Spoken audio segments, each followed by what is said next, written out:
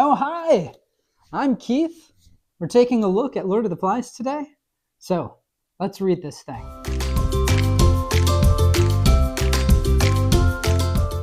Today we're taking a look at Chapter 3 of Lord of the Flies.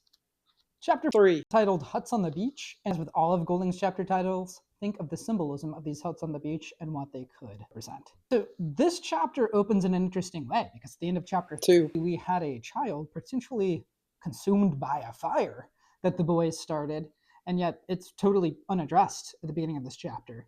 Chapter 3 starts off with Jack hunting. The thing to notice about Jack as he hunts is how inhuman Golding describes him. Golding describes him as dog-like.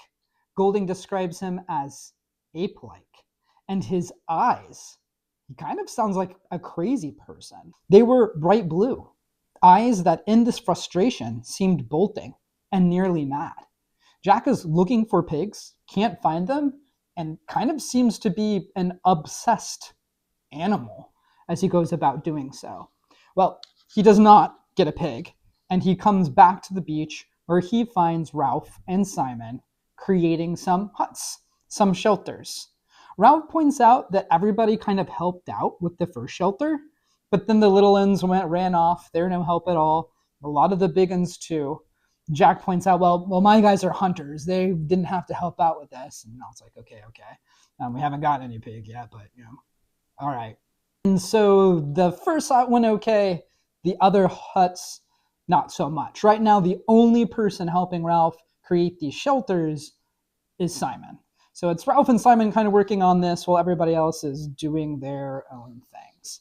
And this is a part where we start to see a little bit of conflict between Ralph and Jack. We start seeing that they have very different priorities. Jack's priority is to hunt, and hunting is fun and cool. Ralph's priority is shelters, so protection, making sure everybody is taken care of. And these priorities are kind of coming out ahead. Jack is off hunting, being unsuccessful. Ralph is trying to build these shelters and only finding limited success there. And they kind of keep going back and forth with these two priorities clashing in their conversation. And they get frustrated with each other. Jack starts giving a little bit of credence to the beast.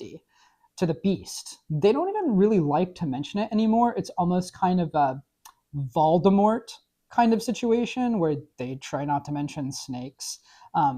Snakes were not mentioned now. Golding writes were not mentionable.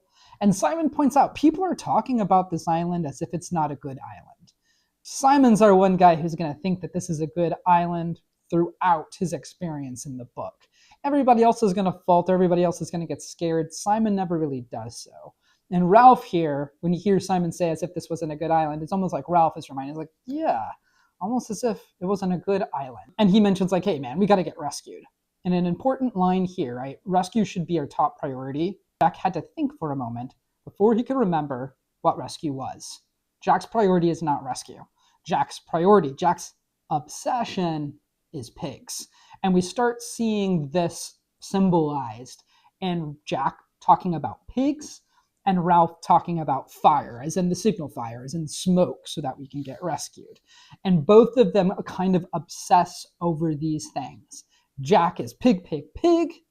Ralph is smoke, smoke, smoke, fire, fire, fire. And ultimately, this is something that they have to agree to disagree on. As they're having this conversation, by the end of it, Simon has wandered off. And we get at the end of the chapter this very kind of interesting Simon section. So Simon's going off by himself. He's gotten a little tanner. His hair's gotten a little longer. He goes into the woods. He gathers some fruit and he hands them to the little ones that were hungry and couldn't quite reach the fruit. And he keeps going off into the island alone by himself. When he leaves, both Ralph and Jack are like, this guy's a little different. This guy's a little weird. And Simon is different from the other boys on the island because he can walk about the island and not get scared at all. In fact, he kind of likes being alone and being meditative when he's out on this island. And as he walks, he comes to this clearing where nothing moved but a pair of gaudy butterflies that danced around each other in the hot air. Within this clearing, there's this kind of secret spot hidden by a screen of leaves and creepers where Simon kind of he climbs in, right? He goes into this space and he just kind of chills there.